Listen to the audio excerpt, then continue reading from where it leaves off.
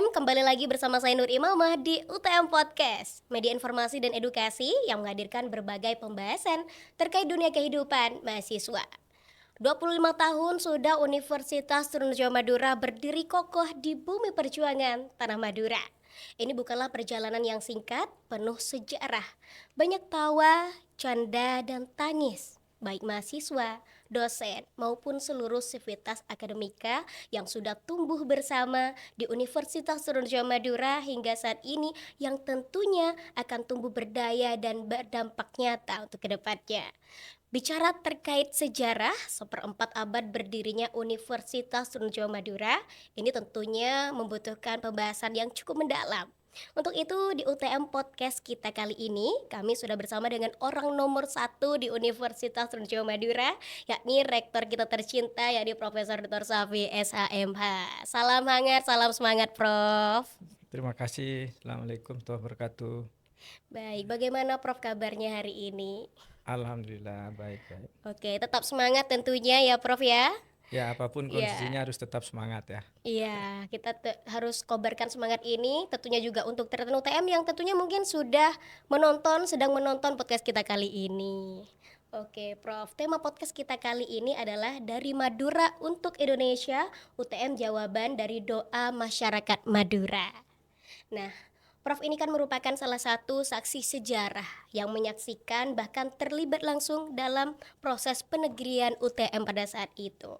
Bisa dibicarakan nih Prof, bagaimana kondisi pendidikan tinggi di Madura pada masa itu dan mengapa kehadiran UTM begitu dinantikan hingga disebut sebagai jawaban atas harapan dan doa masyarakat Madura. Silakan Prof. Oke, baik. Terima kasih.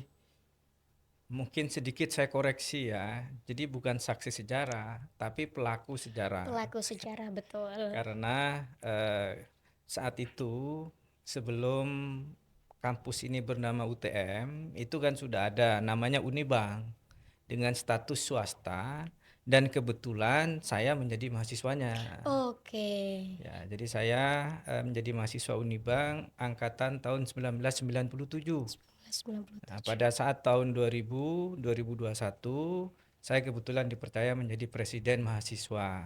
Oke, Masya Allah. Nah, saat itu kan baru terjadi krisis moneter ya di tahun 98 itu, yang kemudian terjadi pergantian kekuasaan dari Soeharto ke Pak Habibie, Habibie. ya dari Pak Soeharto ke Pak Habibie, dan krisis moneter itu masih terus berjalan ya, Oh, itu berpengaruh tentunya ya, Prof ya. berpengaruh kepada Unibang saat itu, yang kebetulan banyak para donaturnya itu yang menjadi bagian ya dari pejabat di masa Orde Baru ya. Sehingga secara ekonomi juga relatif mereka terpukul ya akibat dampak dari krisis moneter, sehingga ada beberapa donatur itu menarik diri Oke. ya, menarik diri, dan tentu akan berdampak pada keuangan atau kemampuan fiskal Unibang saat itu. Yang pada saat itu belum negeri ya, Prof Belum ya. negeri, masih swasta di bawah Yayasan Ki Lemah Dhuwur ya. Oke. Dampaknya ya, dampak lanjutannya itu terjadi konflik di internal Oke. antara yayasan dengan Unibang ya, di Oke. bawah eh, para rektorium ya dan dosen-dosen saat itu. Nah, saya kebetulan menjadi presiden mahasiswa. Nah, kita saat itu mahasiswa ya, karena ini kan terjadi polarisasi konflik ya antara yayasan dan rektorium plus dosen-dosen. Nah, kita ditarik-tarik oleh kedua pihak ini. Mahasiswa itu disuruh gabung ke yayasan lah, suruh dukung rektorium dan Rektorium. dosen-dosen lah. Nah, saya dan teman-teman saat itu yang kebetulan saya menjadi presiden mahasiswa ya, kita coba menganalisis problem itu ya, sebelum memutuskan kita harus bersikap seperti apa. Nah, hasil analisis kami mahasiswa saat itu bahwa kedua belah pihak ini sama-sama memiliki potensi kelebihan yang kalau ini adu kuat, maka dampaknya adalah keselamatan Unibang saat itu. Oke. Sehingga untuk mengamankan itu, kedua belah pihak ini harus akur, harus bersatu.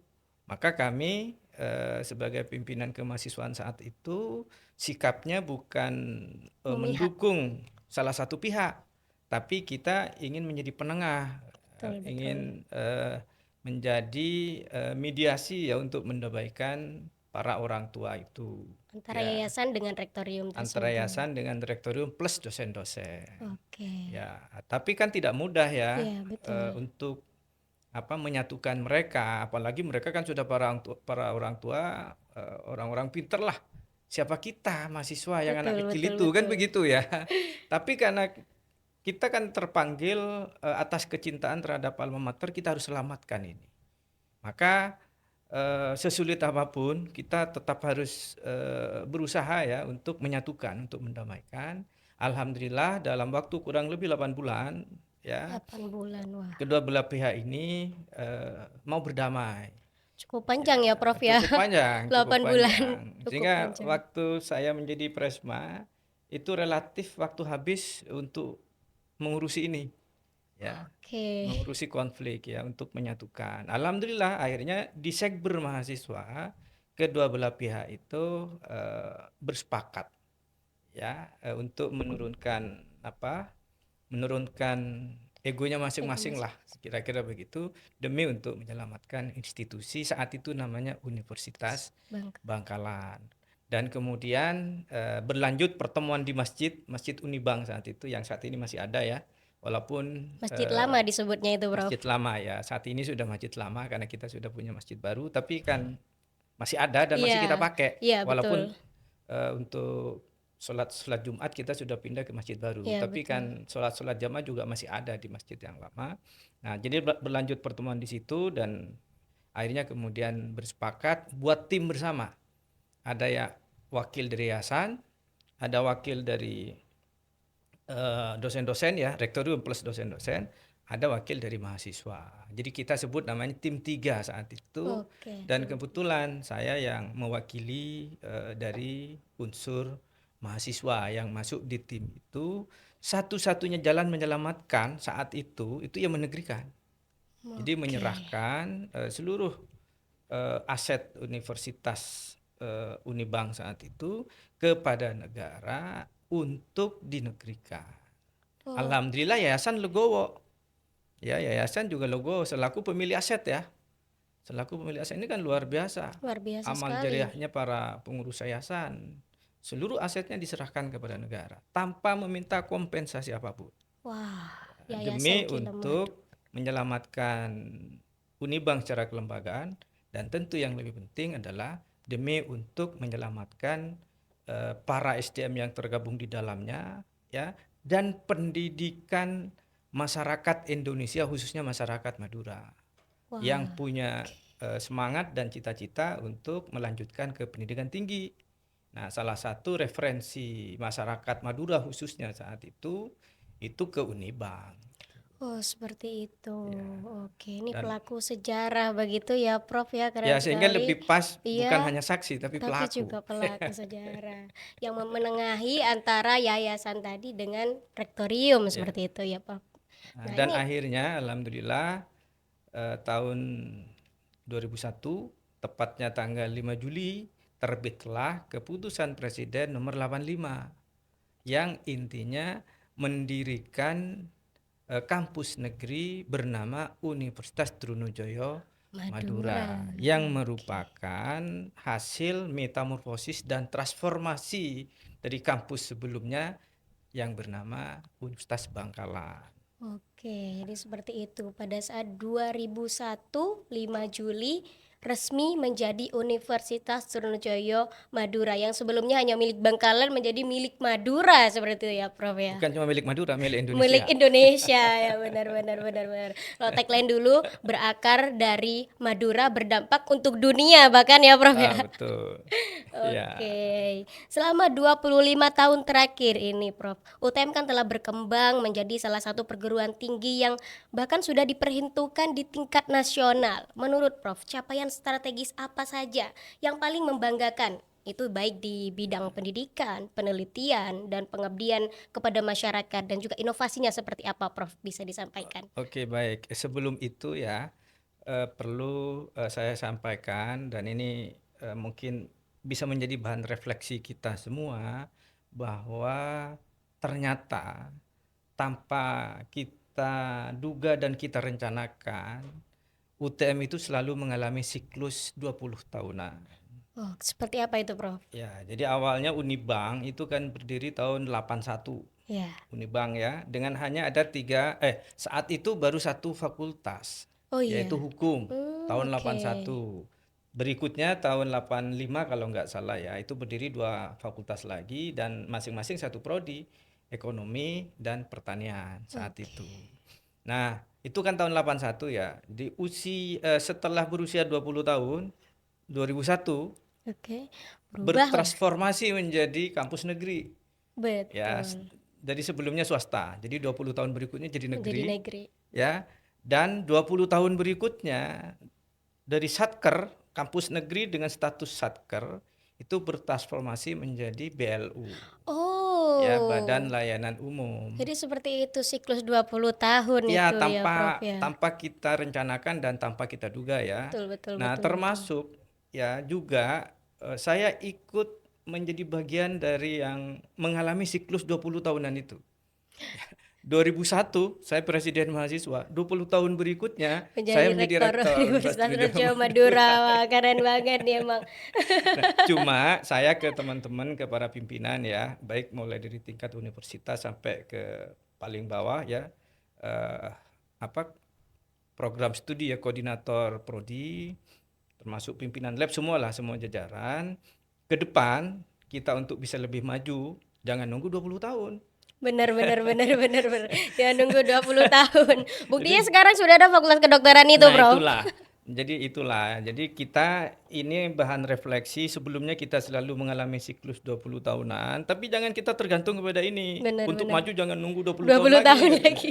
Jadi kita harus bergerak lebih cepat, tentu semuanya harus by design, melalui kerja keras kita, Benar. melalui kekompakan kita. Ayo kita kita kaji ya, kita evaluasi apa kekurangan kita sehingga selama ini kita selalu lambat. Masih harus selalu nunggu 20 Benar benar tahun benar. kan? Iya Kan iya. ya. Ayo kita evaluasi, kita cari tahu, kita cari akar masalahnya. Selanjutnya kita bangun strategi agar kita bergerak lebih cepat. Biar Madura ini tidak selalu dipandang sebelah mata. Betul betul. Nah, akhirnya kita sepakat saat itu untuk memperbaiki tata kelola, ya, meningkatkan kapasitas SDM dan membangun budaya akademik yang egaliter ya dan inklusi, ya. Dan alhamdulillah akhirnya awal saya menjadi rektor, saya kan 2022 ya akhir.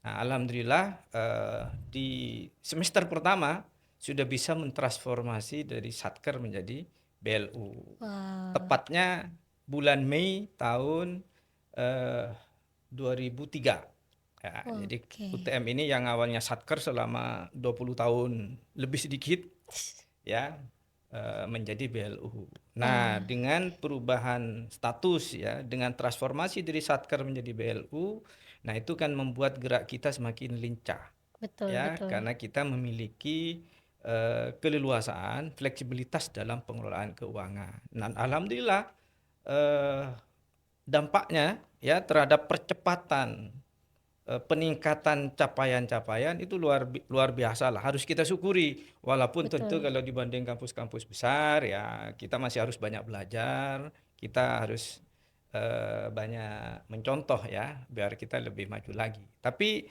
apapun itu kan tetap harus kita syukuri apa yang sudah kita capai selama usia 25 tahun, khususnya capaian yang kita peroleh pada saat periode kepemimpinan saya menjadi rektor. Yang kebetulan saat ini sudah hampir habis periodenya ya.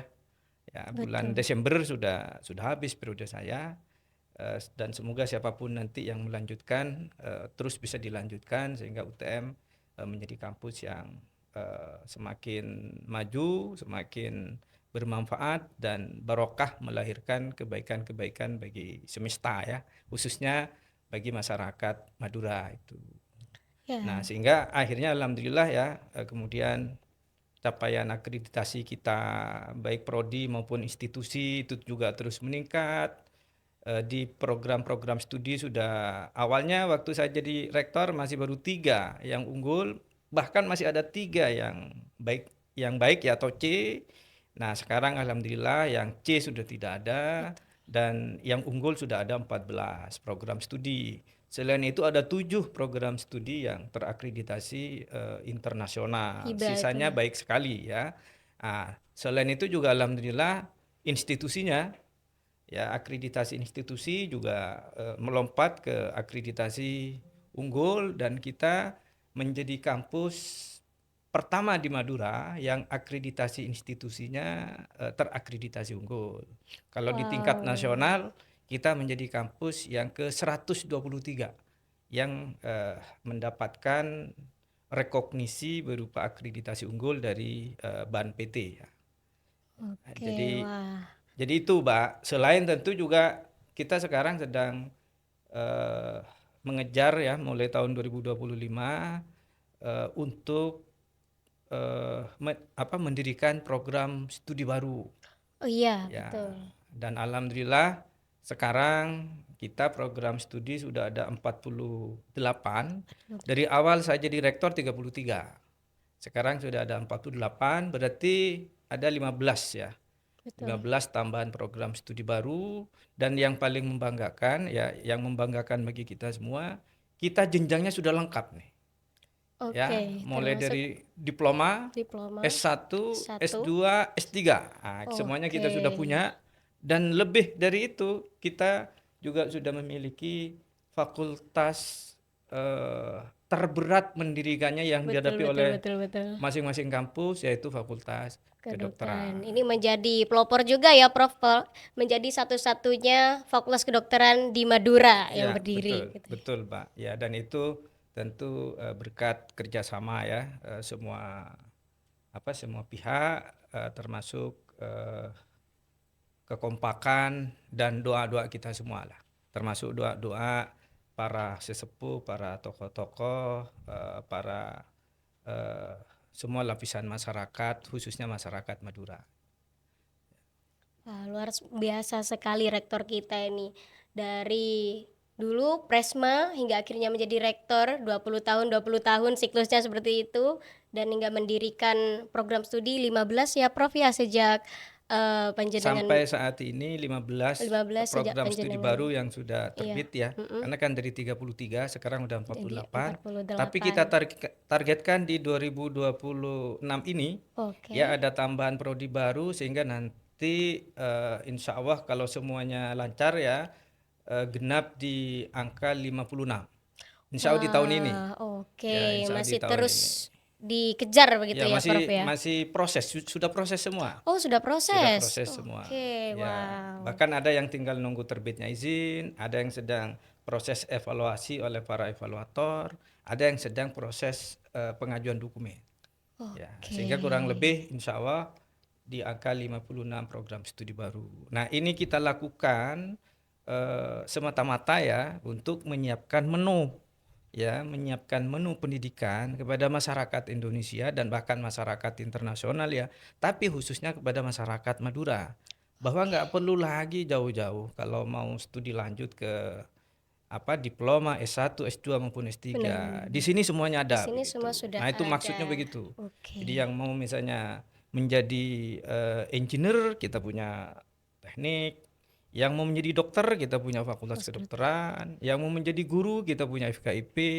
Yang mau menjadi CEO misalnya, kita punya fakultas ekonomi dan bisnis, kan begitu. Betul Yang mau betul menjadi betul. lawyer, kita punya fakultas hukum. Hukum. Yang mau menjadi tokoh masyarakat, sosiolog, kita punya FISIP. Atau mau Betul menjadi betul. budayawan misalnya, atau menjadi psikolog, kita sekarang bahkan juga sudah punya bukan cuma S1 psikologi, tapi juga sudah punya profesi Profesi ya. psikolog.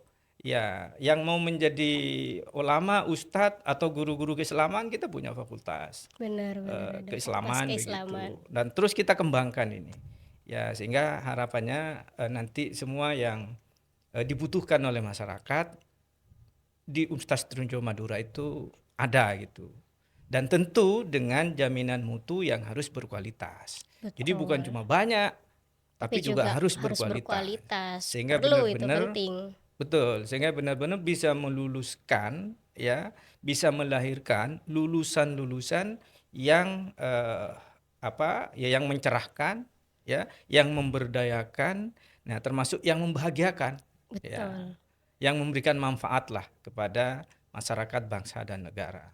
Berdampak Bahkan juga untuk kepada dunia. dunia. Karena Betul, kita betul, mulai betul. tahun 2024 itu Ada juga mahasiswa sudah internasional ya, Prof ya? membuka mahasiswa dari luar negeri ya, mahasiswa asing, dan saat ini sedang berproses untuk yang tahun 2026, sehingga kalau lulus semua ya mungkin ada dari sekitar 16 negara barangkali. Kalau yang existing Oke. sekarang ini kan 11 negara yang ada di sini, ya walaupun cuma ya ada satu, ada yang dua kan begitu. Tapi kan Itu sangat negaranya berdampak, Prof. betul, betul. Jadinya Ya, kita dipacu untuk belajar bahasa Inggris jatuhnya sama ya anak-anak itu kan mahasiswa. sudah kebutuhan lah ya. Iya, Ya, dan itu kan akan memudahkan mahasiswa kita sendiri yang ingin praktek bahasanya, ya di sini juga ada bahasa asing gitu. Ada mahasiswa asing, sehingga memudahkan mahasiswa kita yang dari dalam negeri ya, termasuk yang dari Madura, untuk mengembangkan bahasa asing. oke. Wah, luar biasa nih perbincangan kita ya tentang UTM. Tapi Prof, sepertinya ini saya haus nih. Kita sudah ada UTM water, mungkin bisa diminum bersama-sama, Prof. Oh, siap, siap. Iya, Makasih, makasih. iya, silahkan, Ya, Prof. makasih. Oke, kita buka. Makasih. Menamakan Bismillah. Ya, Bismillahirrahmanirrahim. Bismillahirrahmanirrahim. Ini tidak hanya sekedar air penghilang dahaga ya, tapi juga Betul. mengandung keberkahan juga ini. Amin, amin. Bismillahirrahmanirrahim. Sepakat. Alhamdulillah, wah segar sekali Ya. ya. Oke, kita next pembahasan nih Prof. Kehadiran UTM itu kan tentunya tidak hanya berdampak bagi dunia pendidikan saja, tetapi juga bagi masyarakat Madura secara luas. Menurut Prof, sejauh mana UTM ini telah berkontribusi dalam meningkatkan kualitas sumber daya manusia dan juga mendorong pertumbuhan ekonomi dan mengangkat potensi lokal Madura itu seperti apa agar kita juga bisa mampu di tingkat nasional maupun internasional, Prof? Ya, yang jelas itu yang lebih objektif untuk menilai sejauh mana dampaknya UTM kepada Madura, Indonesia, dan dunia, itu tentu kan pihak luar ya, yang Betul, lebih betul. objektif untuk bisa menilai. Nah, tapi kita sebagai bagian dari sivitas akademika, tentu sebagai pimpinan begitu, itu terus berikhtiar ya untuk meningkatkan capaian-capaian baik yang secara formal itu menjadi kewajiban karena menjadi bagian dari kontrak kinerja dengan Kemendikti Teknologi ya. Nah, tapi selain itu juga kita terus berikhtiar untuk UTM bisa berkontribusi nyata terhadap masyarakat. Kalau di dunia pendidikan udah pasti ya, karena kita Betul. memang bagian dari institusi pendidikan ya. Nah, tapi kita kan tidak hanya bergerak di situ. Pendidikan tidak hanya untuk pendidikan, tapi pendidikan itu justru bagaimana bisa melahirkan lulusan-lulusan yang ya mampu menjawab problem-problem sosial kemasyarakatan dan kebangsaan kita di bidang ekonomi misalnya. Jadi bagaimana lulusan-lulusan kita ya, termasuk kampus kita, itu hadir menjawab persoalan-persoalan ke masyarakat. Makanya riset-riset kita itu kan kita fokuskan, walaupun tidak hanya terbatas ya pada riset tentang pengembangan potensi Madura. Nah, tapi itu bagian dari ikhtiar institusi untuk menjawab problem-problem ekonomi masyarakat, termasuk misalnya di bidang sosial, budaya, agama, dan seluruh hal problem kehidupan yang kita memiliki disiplin ilmu. Maka kita minta semua dosen ya, semua pimpinan dan semua dosen ya, itu untuk hadir menjawab problem-problem yang terjadi di lingkungan masyarakat ya, khususnya di Pulau Madura ya, tapi tidak menutup mata juga terhadap problem-problem masyarakat yang terjadi di tingkat nasional maupun global. Dan itu terus kita lakukan, dan itu terbukti dengan riset kita terus meningkat, publikasi Betul, kita juga terus meningkat, termasuk juga citasinya begitu. Dan betul. itu tidak hanya eh, diakui oleh kita, tapi kita juga mendapatkan rekognisi dari institusi-institusi yang memang kompeten untuk menilai itu. Ya, dari kementerian sendiri, termasuk dari lembaga-lembaga perankingan misalnya. Nah, kita kan alhamdulillah di tahun 2026 ini di bulan Januari juga mendapatkan rekognisi ya dari Webometrik Iya, bahwa betul. UTM itu menjadi kampus 10 besar terbaik di Jawa Timur kan begitu. Wah, ya benar Ya. benar benar. Dan itu tentu ke depan terus harus kita tingkatkan. Bukan untuk gaya-gayaan ya. Ya, bukan untuk gaya-gayaan, tapi untuk memastikan bahwa kehadiran UTM itu punya dampak nyata dalam meningkatkan tingkat pendidikan, ya, dalam meningkatkan taraf kesejahteraan masyarakat itu. Karena lembaga pendidikan ini kan menjadi instrumen yang harus dibentuk oleh negara dalam rangka untuk mendukung pada pencapaian tujuan negara kan, Betul yang betul. tertuang dalam alinea keempat ya, pembukaan UUD 1945. Maka kita harus bergeraknya ke arah sana, yang diantaranya adalah mencerdaskan kehidupan bangsa dan meningkatkan kesejahteraan umum. Selain tujuan negara yang lain ya, tapi kita sebagai lembaga pendidikan yang utama itu kan dua hal itu. Ya, jadi harus mengarahkan pada pencapaian tujuan negara, mencerdaskan kehidupan Kehidupan bangsa bangsa. dan meningkatkan kesejahteraan umum itu.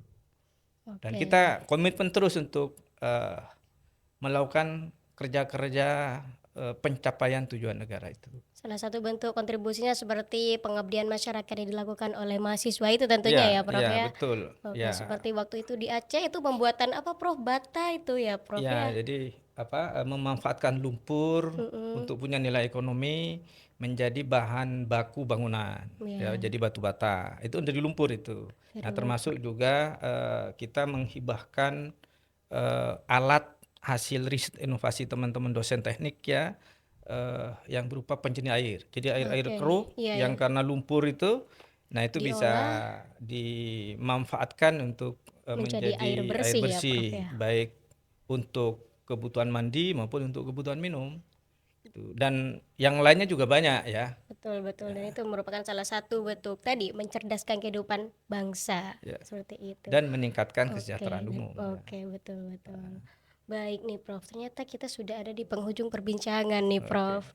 Nah, setelah 25 tahun perjalanan yang penuh perjuangan dan pencapaian tentunya, eh, adakah pesan yang ingin Prof sampaikan kepada mahasiswa, alumni, dan masyarakat Madura khususnya agar kita bersama-sama membawa Universitas Trunojoyo Madura semakin maju dan memberikan dampak yang lebih besar lagi untuk Indonesia bahkan dunia. Silakan Prof.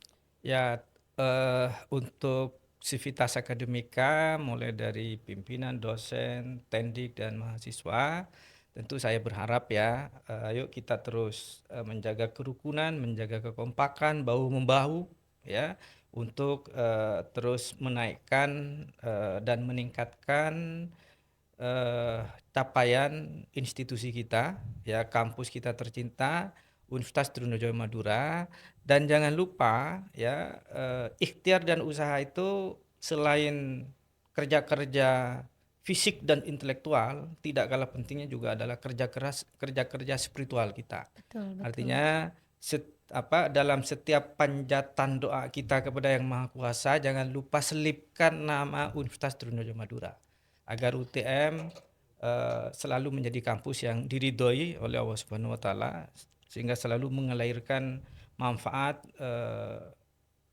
barokah dan kebaikan bagi masyarakat, bangsa dan negara.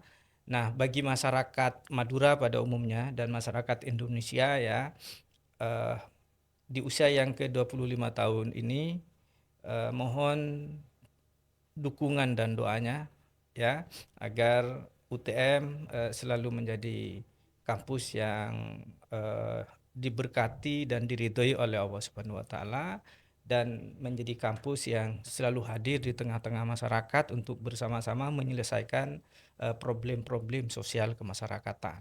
Ya, sehingga keberadaan kita seperti arahan Pak Menteri, ya, agar semua kampus jangan hanya menjadi menara gading, tapi Betul. harus menjadi menara air yang mengalirkan kebaikan-kebaikan, kemanfaatan, keberkahan yang punya dampak nyata untuk meningkatkan taraf kehidupan masyarakat. Saya kira Oke. itu. Ya, terima kasih. Jangan lupa tema Disnatalis UTM yang ke-25 ya. Tumbuh berdaya Ya, dan tumbuh berdampak berdaya, berdampak nyata. nyata. Wah, keren sekali nih catatan UTM. Jadi selain ikhtiar dan juga doa yang selalu kita panjatkan kepada Tuhan Yang Maha Esa, kepada Allah Subhanahu wa taala, kita masyarakat Madura harus terus mendukung untuk kemajuan Universitas Trunojoyo Madura.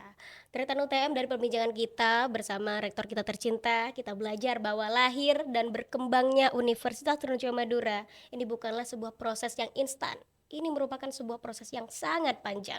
Di balik usia 25 tahun UTM saat ini terdapat perjuangan, pengorbanan, harapan, dan doa dari banyak pihak yang menginginkan Madura memiliki akses pendidikan tinggi yang berkualitas tentunya. Semoga kisah perjalanan ini menjadi pengingat bagi kita semua, khususnya mahasiswa UTM dan juga seluruh masyarakat Madura untuk terus belajar, berprestasi, dan memberikan kontribusi terbaik bagi masyarakat, daerah, dan Indonesia. Terima kasih kepada Profesor Rektor kita Oke, tercinta, ya. Profesor Safi, atas Makasih, waktu, makasih. cerita, dan inspirasi yang telah dibagikan kepada kita hari ini. Dan selanjutnya untuk seluruh tretan UTM, jangan lupa untuk subscribe YouTube channel kita di utmtv.official. Di sana banyak karya podcast dan juga berita yang bisa kita tonton setiap harinya. Dan juga jangan lupa untuk main-main di Instagram dan TikTok kami di _utmtv.official. Di sana di IG ada banyak informasi resmi dan berita terkait kehidupan Civitas Akademika, dan di TikTok ada daily activity yang bakal nemenin teman-teman tretan UTM yang lagi scrolling sambil nonton. Oke, biar gak ketinggalan berbagai konten informasi dan informatif lainnya, jangan lupa untuk follow. Mungkin cukup sekian, saya Nur Imamah beserta seluruh kru yang bertugas, pamit undur diri. Sampai jumpa di podcast selanjutnya. Bye-bye.